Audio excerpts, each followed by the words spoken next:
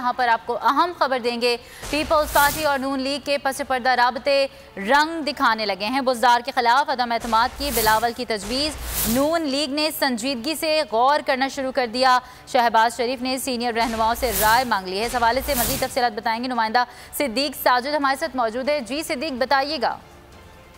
जी, peoples party और नून league के दरमियान जो बैकडोर राब्ते थे, उन बैकडोर राब्तों के नतीजे में सदर मुस्लिम लीग नून शहबाज शरीफ ने उस्मान बुज़दार के खिलाफ तहरीक अदम एतमाद लाने से मुतल्लिक़ पार्टी के अंदर मुशावरत शुरू कर दी है और पार्टी के सीनियर रहनुमाओं से कहा है कि वे इस हवाले से इसके जो प्लस माइनस हैं इस तहरीक की कामयाबी या नाकामी के हवाले से उससे उनको आगाह करें कि अगर ये तहरीक कामयाब हो जाती है तो फिर वज़ीर आला वज़ारत आला का ओहदा मुस्लिम लीग नून को लेना चाहिए, नहीं लेना चाहिए।